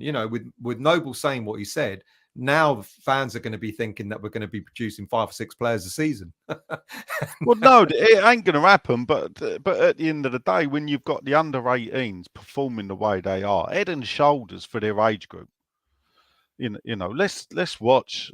Let's all look forward to. We could be winning the Youth Cup.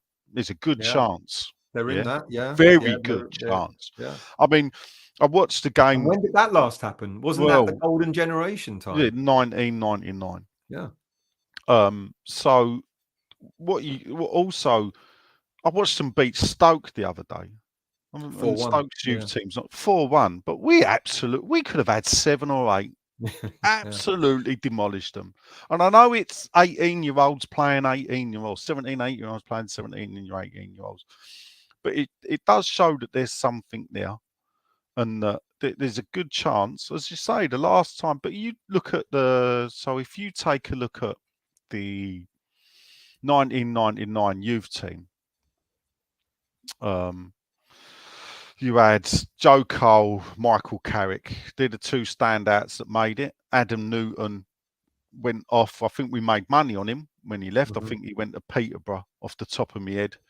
You had Lee Hodges, who did drop down. I don't know if he went Luton, but he dropped down into the lower leagues, but had a bit of a career. You also had Omni Imni. We all know what happened there. But he went to Gillingham, I think, or that was the club he went on loan. Didn't he go Oxford United or something? But then ended up in the non-league. I think he ended up in the non-league, though. His career nosedived, and I think that was because of the Mannygate. The poor player, because in the day, when he came on the cup game. For 30 seconds. He was a player that Redknapp lights and was doing okay.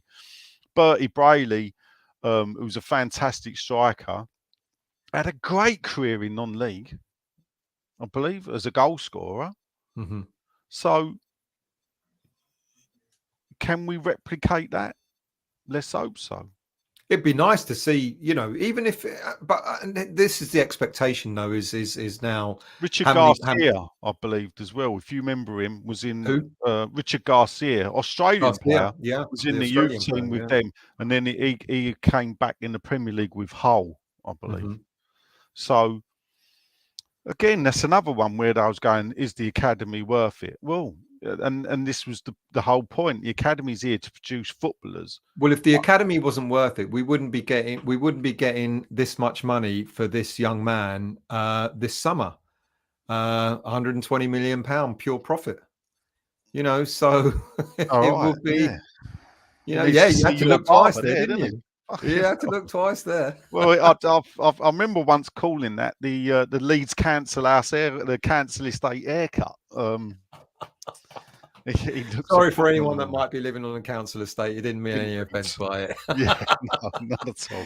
Yeah. Ian asked another good question. Do you think Barman needs a season or 2 on loan to a lower team? No, I don't. Some don't, do they? No, I don't.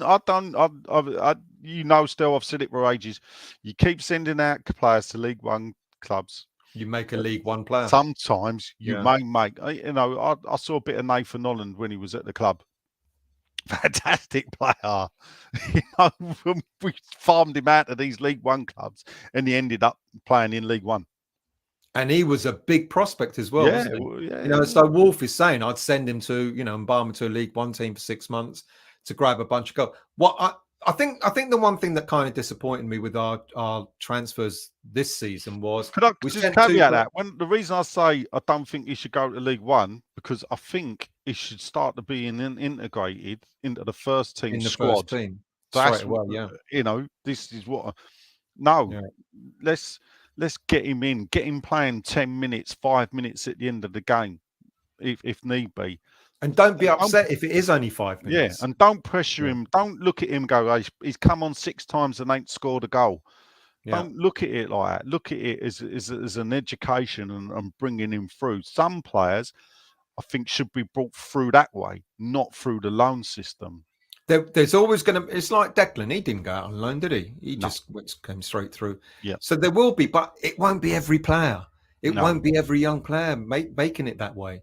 I think I was going to say. I think that the disappointment I had with some of the players that went out on loan beginning of this season was we sent 2 on loan to Championship teams, Longello and Okoflex, who went to Swansea. Okoflex is back with us now, playing in the under-21s. And when I saw that, I thought, okay, here we go. They've managed to get them into a Championship team. Longello was playing pretty regularly, doing really well at Birmingham. And my thinking is, if you've managed to get one of your young players on loan to a Championship team, that must be the gateway for them to come back playing for West Ham.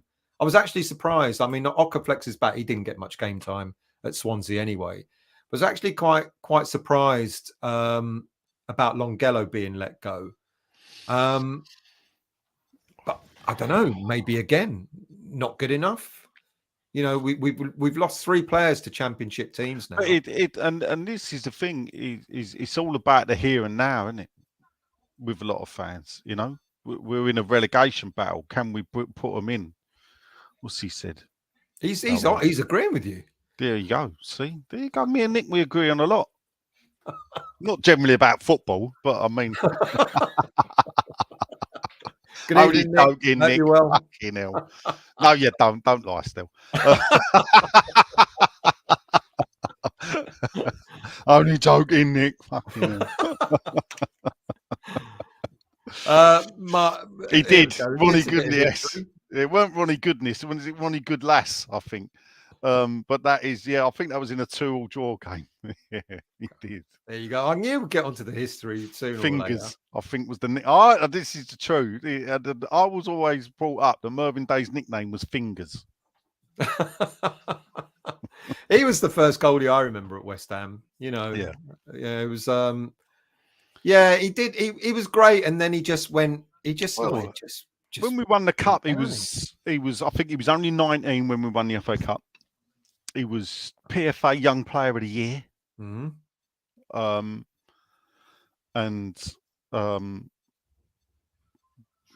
mean, then again, he left us. He went to Orient when Orient were Div 2 team like us. But from there, went to, I believe, Aston Villa and then Leeds, where he ended up being part of the Leeds team that won the Division 2 Championship when West Ham was in it under Lou Macari. He was in the Leeds team with Vinnie Jones and they won the league. I think he may have been part of the squad that won the last league championship before the Premier League. I think he was the backup keeper. I think when they went up, they brought John Lukic back from Arsenal and then they won the league. I think Mervyn was still at the club.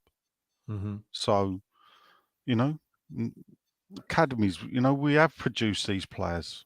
We will still produce players. But they may not all get into Premier League football. No. Johnny Ayres. Here's a thing. Player. Someone sent him. I think if it's Richard Stevens in the chat, it was him that sent it to me. Right. If that's Rich in America. So, and he'll know this. And this was brilliant. So, West Ham once fielded a team of 11 academy players. How long ago was that? 1967.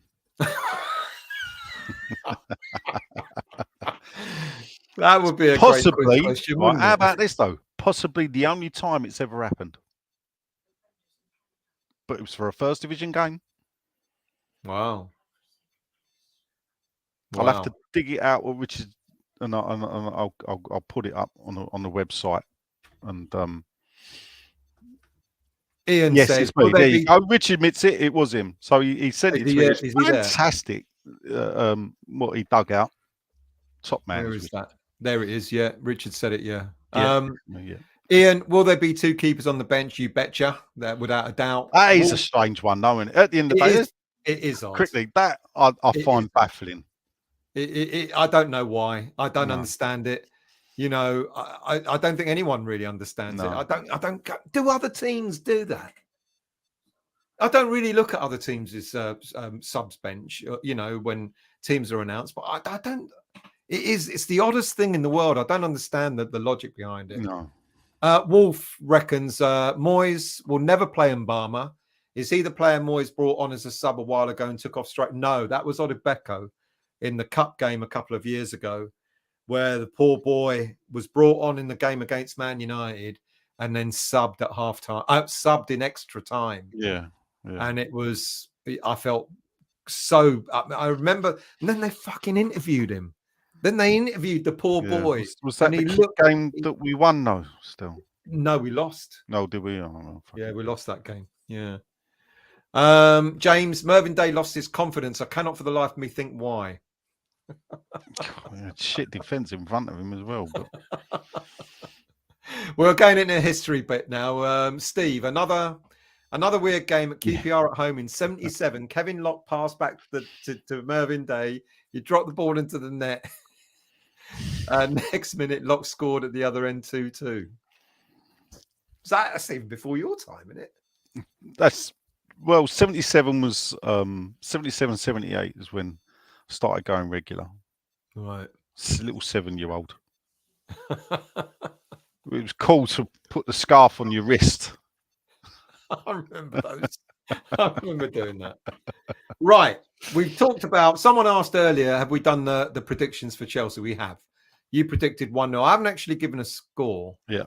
I do think we're going to win, but it ain't going to be pretty. But I think we're going to win. Anything else you want to talk about before we go? I've covered all the subjects I want to talk about. Quickly, Keith Knight says 1980 West Ham were the last British team to win the FA Cup. I don't think that's true. I think Man United, I don't know if 83 or 85. They were. You mean an all English team? A British team. Well, British team. It's one of them. Do you class the Republic of Ireland as British? Possibly not. A fascinating fact about the 1975 FA Cup final is it was as close you'll ever find to being the most English FA Cup final ever. Both the managers were English. All West Ham's players were English. And all Fulham's players were English, apart from one who was from the Republic of Ireland. In every other cup final, believe me, I've researched it, people. What, even before way back, because the thing you got to remember, back in the early days of the FA Cup, a lot of Scottish players came down and played football in England. All right. All right. All right. Yeah, all right. So I think this is from 1923 onwards. So from Wembley Cup final. I think I did go back further and still that I was trying to find an FA Cup final where everyone was English. The managers, everyone. And 1975. The nearest I could find was 1975, and Fulham had one player from the Republic of Ireland. You see, and Richards in '64 team was an all English team as well. Great stat about the 1964 team. You ready? We fielded the most players whose surname began with B. There were 7 of them. Why would anyone want to? Why would anyone even know that? 7 players, 7 players, and bearing in mind one of those whose surnames didn't begin with B. Technically, his first name you could say began with B. Yeah. So you had Bond, Brown, Braybrook, Burkitt, Bovington. Oh dear, there's always a couple I forget. Richard says he knew that too. So Richard, you helped him out with the rest of them. Rich helped me out with the other 2. He will know. So the other 2, so there was 7 of them. The ones that weren't were the goalkeeper, Standen, Jeff Hurst, and Johnny Sissons. And obviously, the one whose first name would say began with B. You mentioned Boyce. Ronnie Boyce, yeah. Boyce. Obviously, Boyce, you remember, he scored the winner in injury time. Byrne. budgie burn. There you go. We've got the 7. Cheers, Rich. I knew you wouldn't let me down. So there you go. No FA Cup team has ever won it before where with 7 players all where the surname began with the same letter, let alone B. Let's finish off with tomorrow again, because Yeah. people are talking about Chelsea, etc. Wolf has mentioned, I think Chelsea are in a mess right now. They have 1 or 2 good players back tomorrow. Our midfield and defence is looking better. Just depends on how we attack. Confident? You're going tomorrow. Obviously, you're going tomorrow. Yeah. I'm looking forward to it. I'm probably more confident than I was last year, and we beat them 3-2. Or last season, I should add. Last season, yeah. So, because it was probably about 16 months ago, wasn't it? A player of all people, it was December, Yeah, wasn't it? your mate, yeah. Masuaku. Ping that in. I was running around like a loon. I couldn't believe it. So, I am confident. So I'm confident as we, I think we can. I think we've gotten to a point where, I mean, I know we started the show talking about, as the tide turned, you said it turned the corner and all that sort of stuff. It ain't going to be a 3-2. Let's put it like that. I think we'll give them a game. Yeah. I think we'll give them a game. I think, especially after last week, when people were saying going up to Newcastle, we're going to get trounced. And we've not been trounced. Losing is still losing. I know that.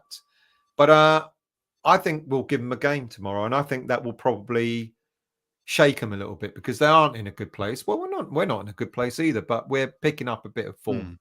Yeah. I guess. Yeah. Yeah. So don't forget, people, don't sing that song. Yeah. Because the police are watching. They sure are. Yeah. They sure are. We're not allowed it no more.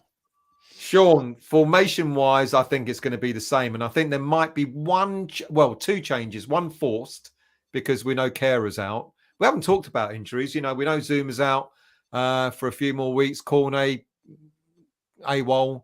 Skamaka should be back for probably for Spurs. Carer's going to be out a couple of weeks. Areola, probably out another week or 2. The only other change I think I mentioned earlier on is that Fornals may come in for Benrahma. Whether you agree with that or not, matter of opinion. Well, I'll tell you what, on the hour, it'll be Benrahma coming on for Fornals then. Yeah. Without a shadow of a doubt.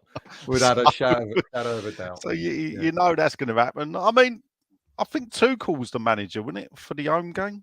He was. That mad, where, I don't know, the maddest VAR decision ever to cancel out our equaliser. It was disgusting, really. And VAR could be another 2-hour show in its own right. Talking about how we know, it was meant to be brought in to correct the wrongs on the pitch. Ironically, and I know you've been advocating it. I didn't want it in the first place. You've said that. In a way now, after the debacle that's been going on with VAR, I'd sooner have the man, in the black shirt making the wrong decision than having a fucking, people sitting there and looking at it for half an hour. What we've done is, and this is the thing, what we've done is we've took a man from the pitch and put him in a box to make a decision, and we're expecting a different decision. Yeah. Well, someone said a couple of people said Kara trained today. Is that correct? You're asking the wrong man. He's probably in the Ivy at the moment. And I should have invited Sean on, shouldn't I? Fucking hell, Fucking hell. Well, he's on his 4th course in the Ivy, probably. So, of course, in the Ivy. Yeah. Ask him about the. If anybody wants to ask Sean a question, ask him this about about Ian Bill being in a Netflix film being filmed in London. There you go. Go on. I know. You can't say any more than that. Right. Ask Sean about him coming across a Netflix film being made in London starring Ian Bill. I'm going to ask him in the WhatsApp group later on. Ask him, because it's a classic. Okay. Well, on that, we've done nearly 2 hours. Yeah. That's been good. We haven't asked people there what they think we're going to do. I've seen a couple of people saying we're going to win. So unless VAR gets involved, of course. Any last thoughts before we go? Nah, not really. Save One it. more thing. Go on. No, just joking. Nick will laugh at that one. One more thing. Right. Well, thank you all for watching. Thank you all for taking part. Really appreciate it as always. We'll do something. We're gonna we'll put up a few things on the 6'2" Twitter. Are you putting it on the 6'2" Twitter account or your Twitter account? 6'2". On the 6'2" Twitter account, we'll be putting up comments, predictions about the game on Saturday, and then I'll pull them all together and I'll just sling a video up as well. Actually, because I ain't really shit at self-promotion, funny, I believe it or not. Talk all day about everything else, and so if you follow 6'2" news, tomorrow you'll get a classic West Ham Chelsea game from the 1980s that was a relegation battle. Wow. When Chelsea was shit, people. Unlike us, that still are.